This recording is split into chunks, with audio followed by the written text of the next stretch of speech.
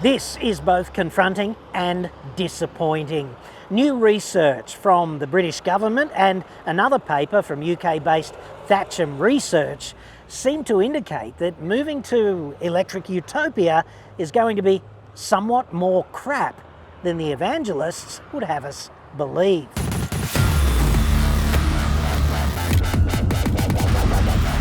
I'm John Cadogan from AutoExpert.com.au, and I get new cars cheap, but Australia only, obviously.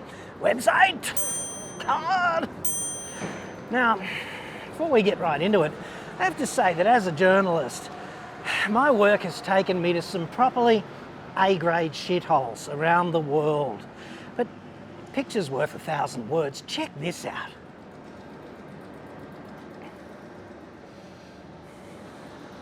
Is this not just export quality right here? One of the things Australia does best. I mean, look at it. You can stick Uluru. Who doesn't want this? That's just beautiful. Like, look at that. I'll be lucky if I emerge from this lane with my organs intact. So, in between then and now, a dude named Rog goes, well, he read this new research from Thatcham and the UK government, and it's all about, according to him, increased insurance premiums, which they claim were 25.5% higher or something, together with higher cost and longer to repair, and then the danger of a post-collision fire and the danger of electrocution to unauthorised attendees at an accident site.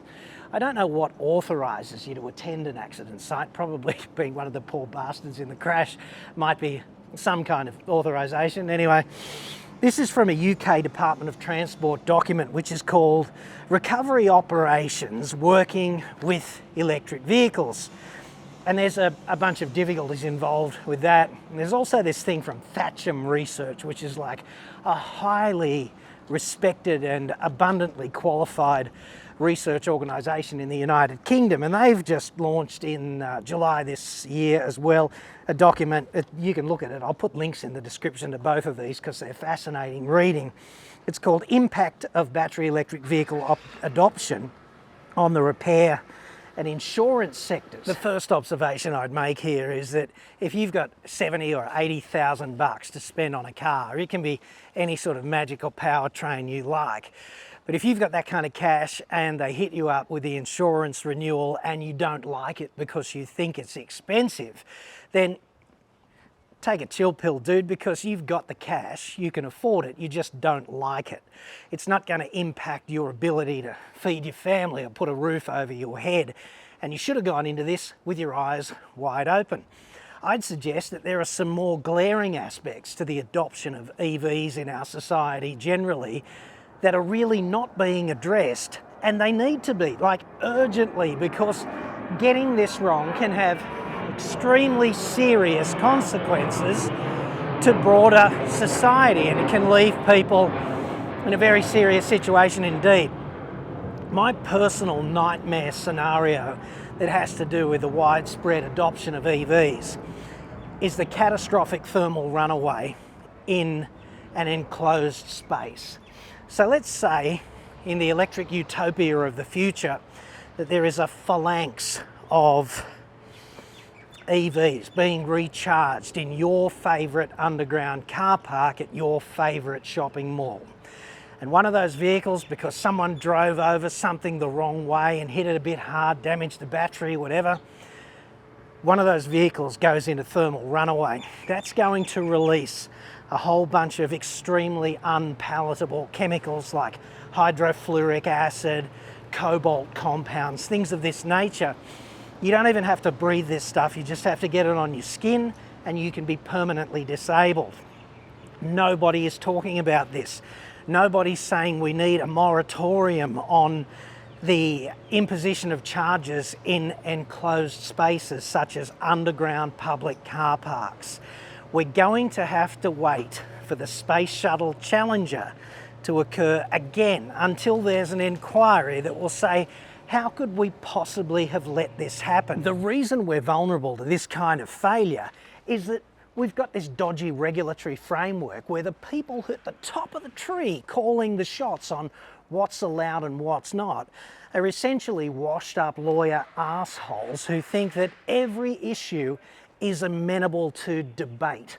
We could debate our way out of this thermal runaway problem or that one, or this problem with enclosed spaces and cobalt compounds and hydrofluoric acid and those children who were affected by that. That's what's going to happen one day. I'm not suggesting that EVs are would-be Molotov cocktail 2.0 or something. I'm just suggesting that every time you put a lot of energy in an enclosed space, something goes wrong with it eventually, and some people have to pick up the tab for that, and they often pay a hefty cost. So what we need to do is get out in front of all of that and solve the problem first, before it happens, before we need a Senate inquiry or a freaking Royal Commission or any of that crap. What's basically happening here is this rush to embrace the new technology, and of course the most easy part of that equation is just buying the products, because car makers are queuing up, it makes them look virtuous, it kind of helps them out in the marketing department, we're saving the planet, blah blah blah. But unless you want to do actual hard work and get the actual details right, this kind of thing is going to end in tears. And it's not just going to be tears of inconvenience, it's going to be tears of actual severe social consequences for people who get affected by disasters. Just look at the Challenger and the Columbia and 3 Mile Island and the Kursk and all these things that could have been prevented if only the details were straightened out by people with actual technical qualifications, as opposed to just bureaucratic lawyer assholes.